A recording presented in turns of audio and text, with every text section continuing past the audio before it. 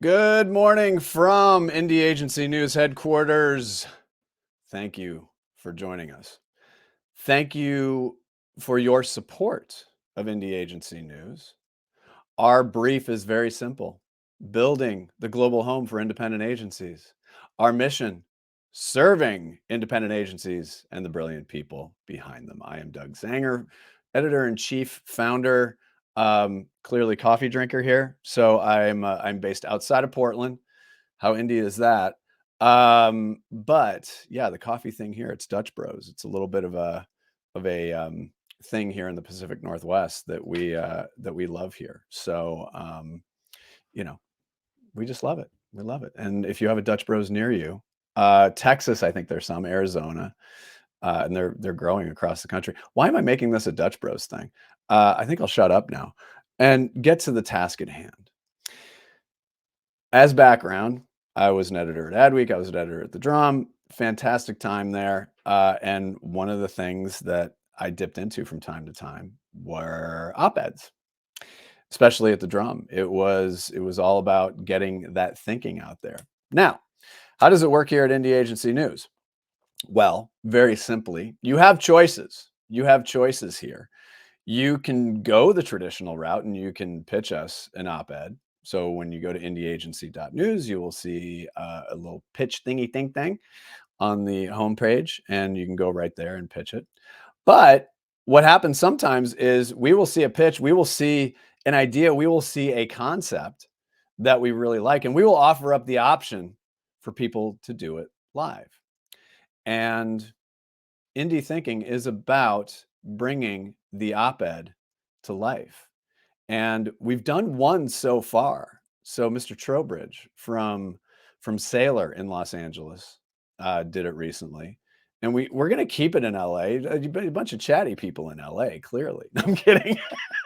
and I found this out earlier. Shannon Gabor, founder and CCO of Clever Creative in Los Angeles, originally grew up in Jersey. I went to middle school and high school in Jersey. So, get two Jersey people in a room that suck up all the air, right? uh, Tell me, real quick, tell us about Clever Creative. When you got founded and what you're up to now. Cool. Good morning, everybody. Doug and I were talking about our go juice. Some of us are decaffers, some of us are full caffers. And I do like myself a good Dutch Brothers.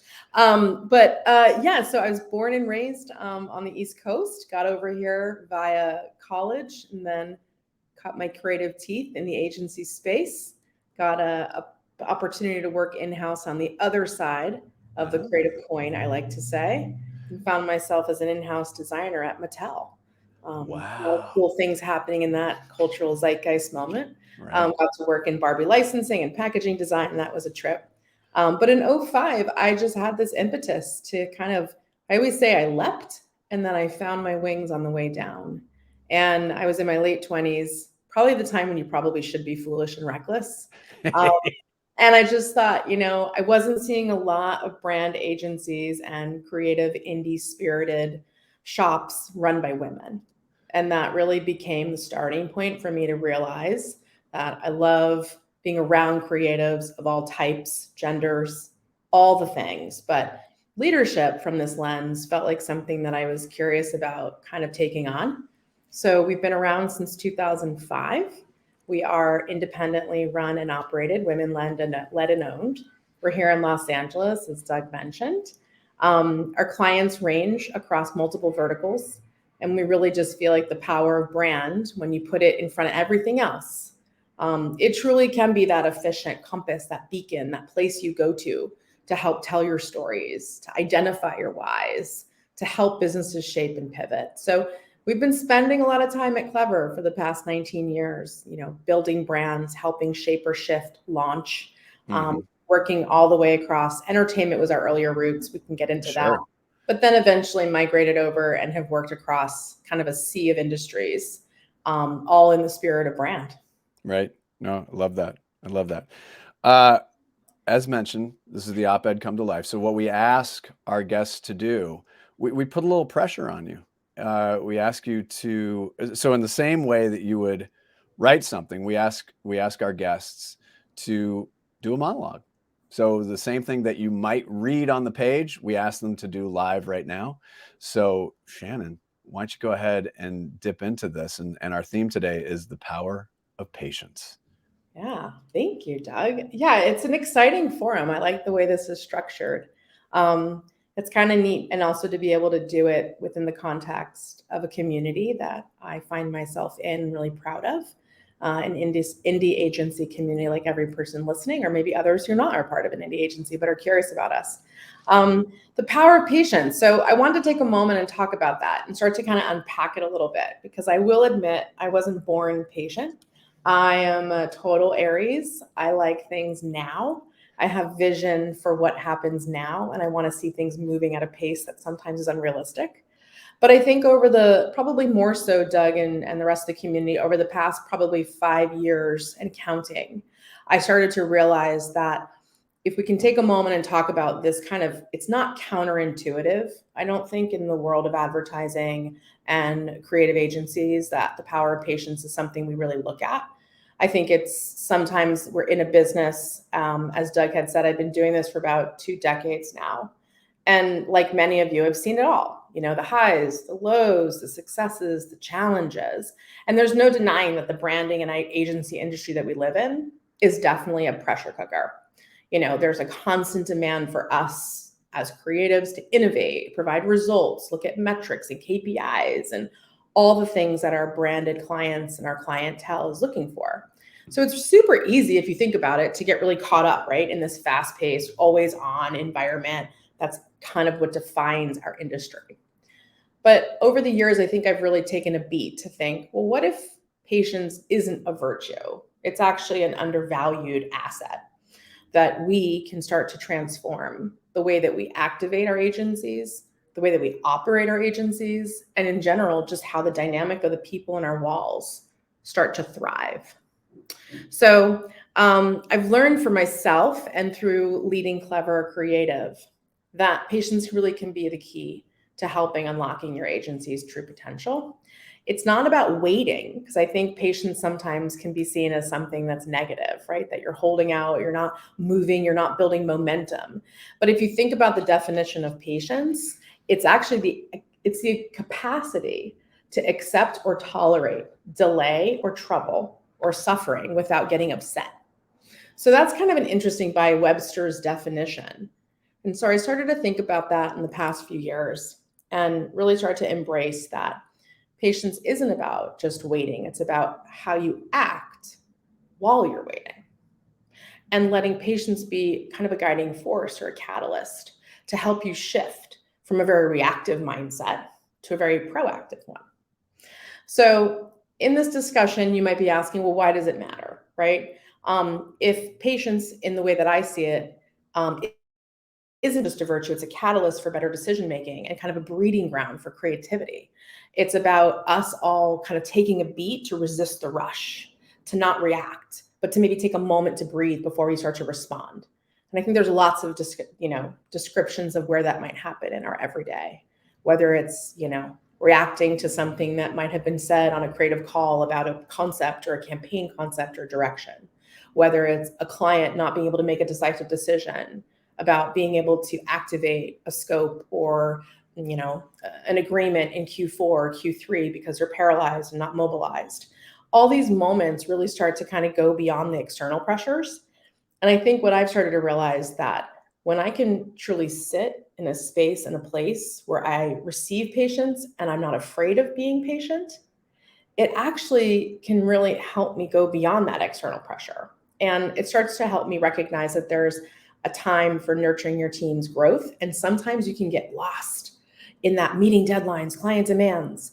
But if we can kind of shift from an agency's focus towards patience, not pace, or not just pace, how awesome is that? We might start to spark some really fresh approaches to how do we create things and make things that are better and stronger and more effective.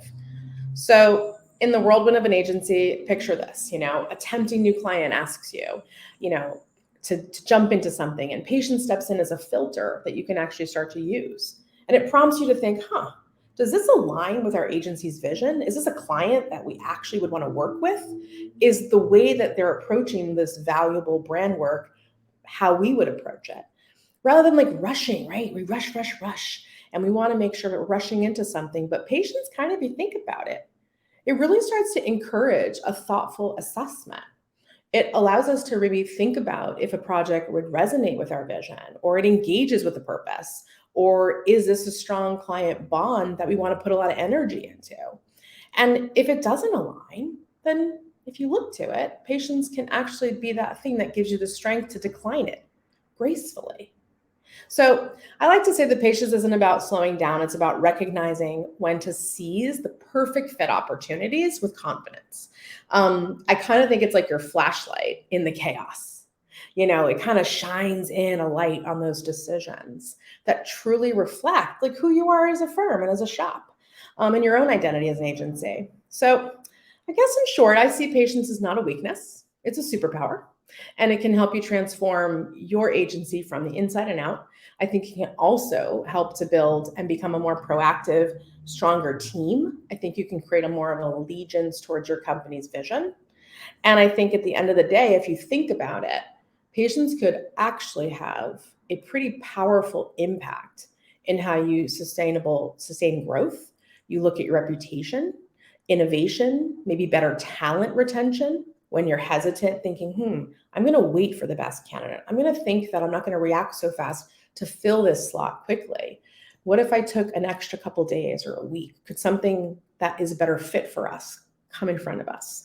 And I think that, as also a founder of this agency, not just the chief creative officer, I definitely have seen that patience can also help with enhancing your brand, improving ROI, and just helping you ensure longer term success.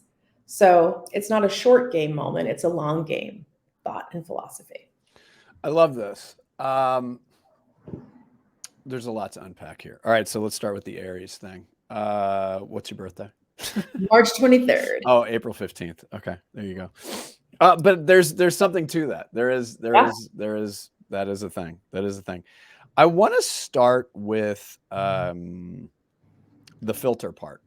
Now, going back a little bit, your agency was founded in 2005, and what I'm curious to understand a little bit more is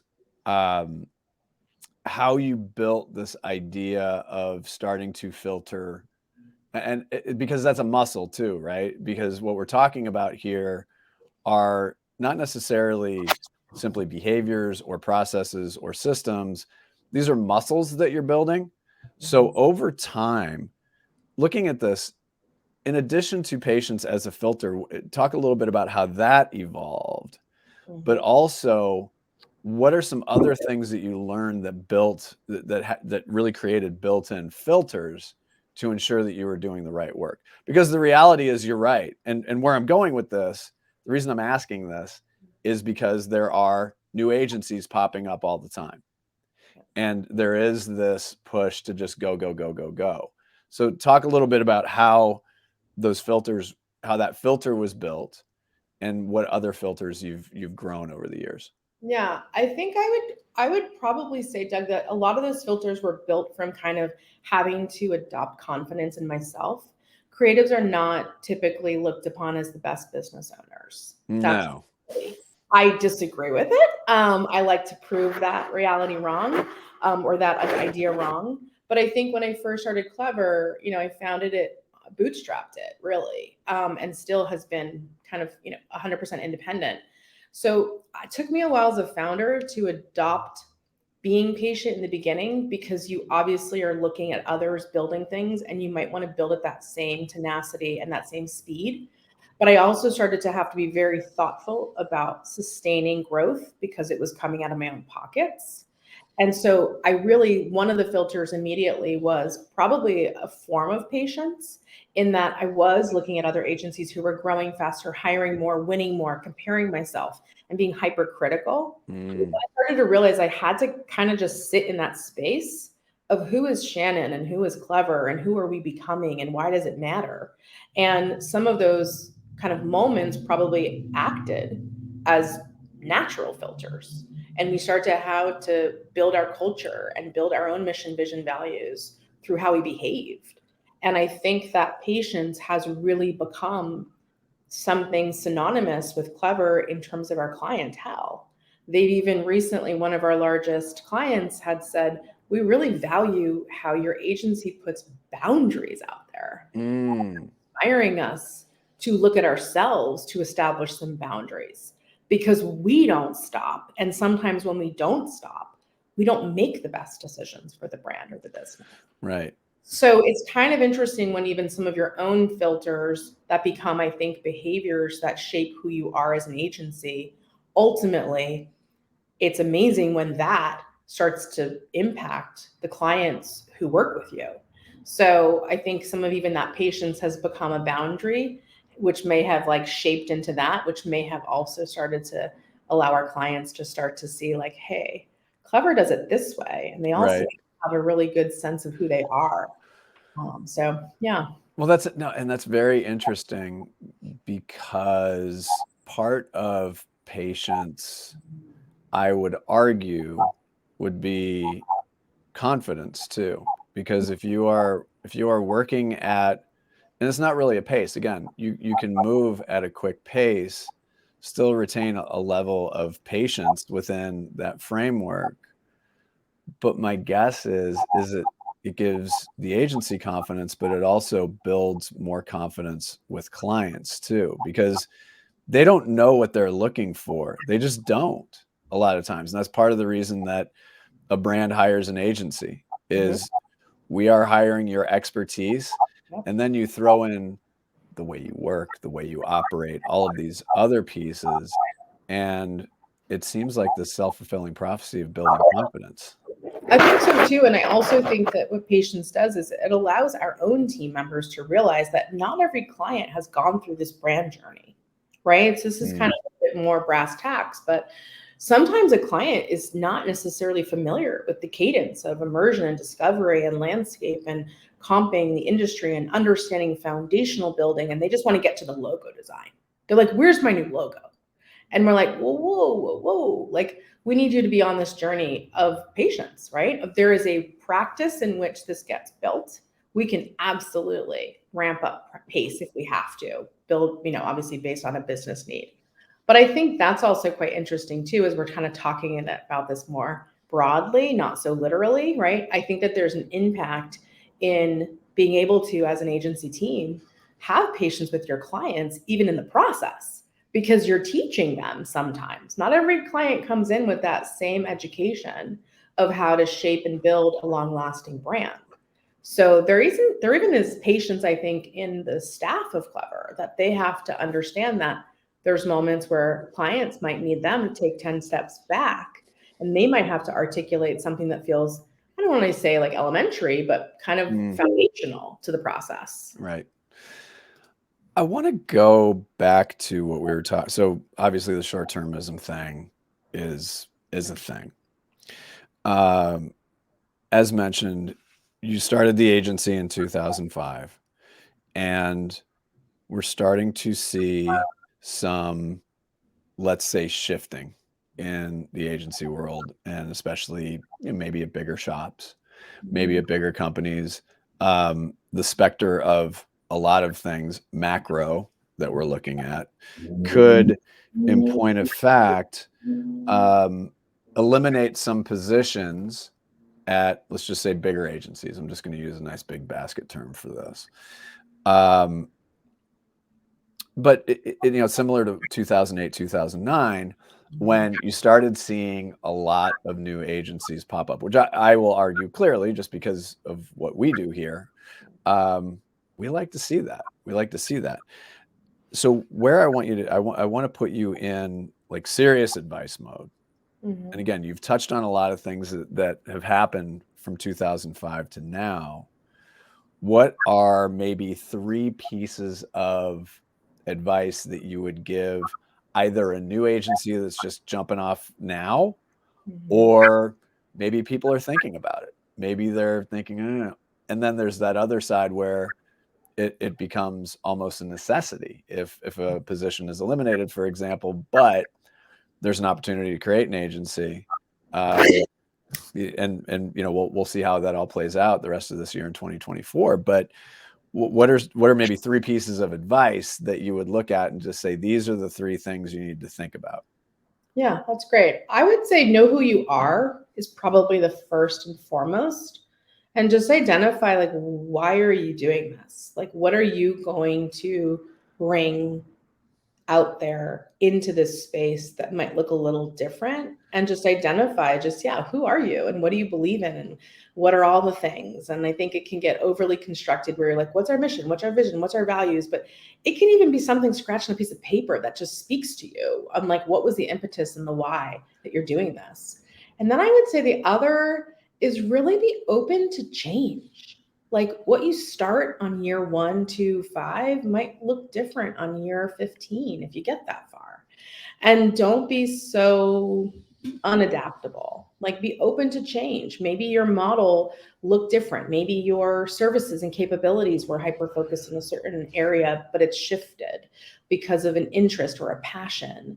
I always say, like, as branding individuals, because I come from the world as creative brand, we are lifelong learners. Like, what a mega gift we get that we're constantly adapting to understanding and absorbing information to better serve a client's industry or space.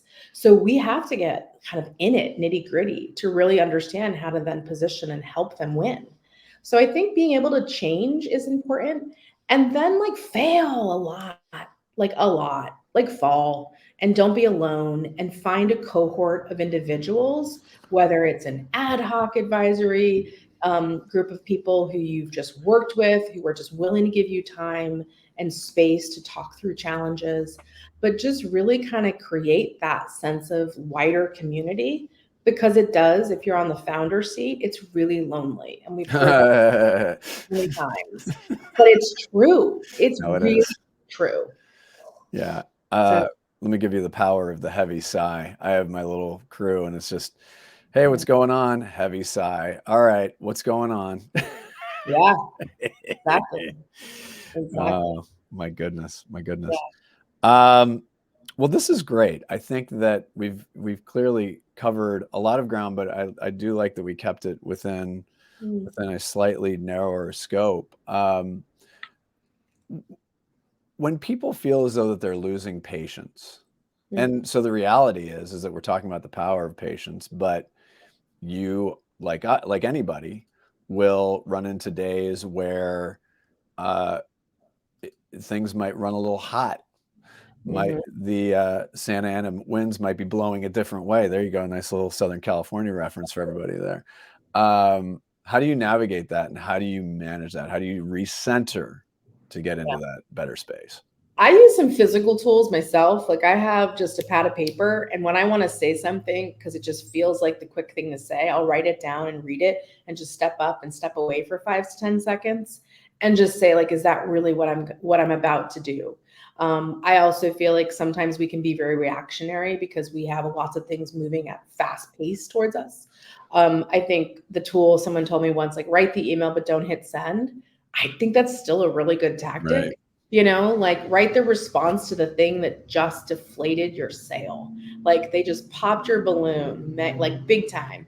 But, Right. just write it, get it out there. It's cathartic. I mean, coming from the creative space and being in it, and as much as I do live in it, I also live in the founder space and the financial hat here and lots of other places, like most small indie agency owners.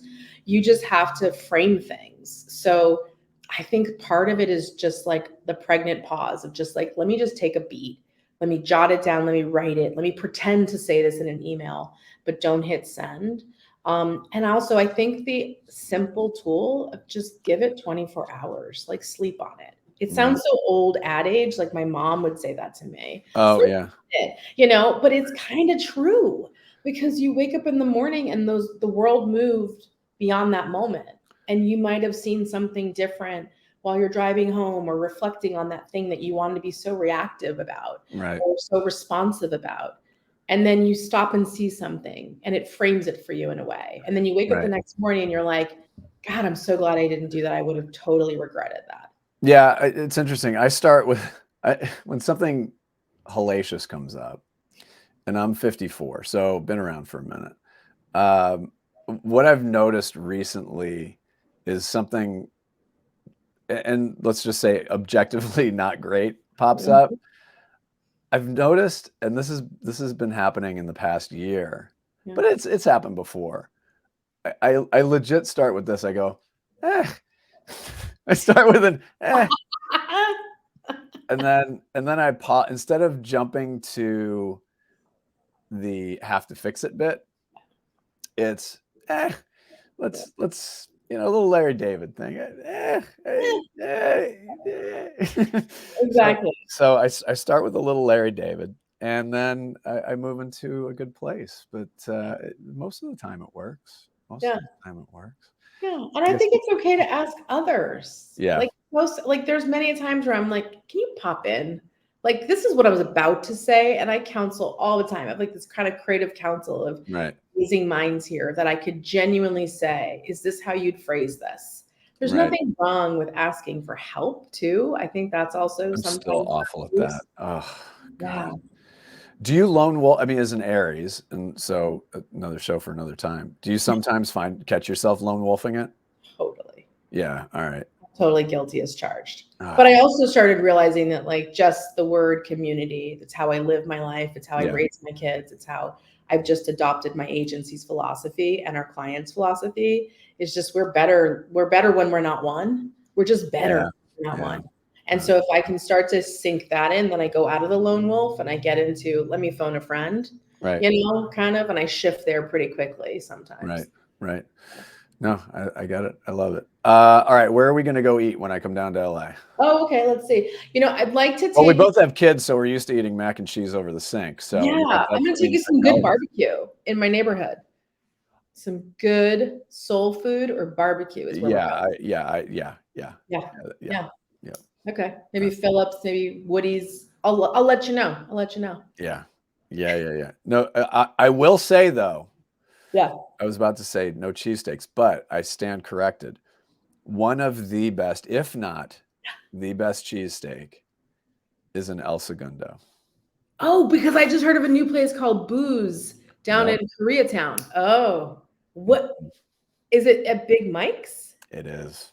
Ah, I knew it. Yeah. Big Yeah. Mike's has a good sando, just good sandos in general. Solid. Just solid. I Oh my tell my God. South Jersey people back home that the best cheesesteak is an El Segundo, and they're like, "Yeah, you're so wrong." Big Mike's, lots of memories with my old Mattel crew at Oh, Big Mike's. yeah. Yeah, Solid move. I Solid love move it. indeed. I Indeed. love All right, Shannon, this is great. Thank you so much. Really appreciate you taking the time. Love the insight. How do people get to you? How can people find you? They can find me. I'm old school. They can go direct to email. They can go on LinkedIn. My email is shannon@clevercreative.com. I'm not Yeah. afraid to get a note.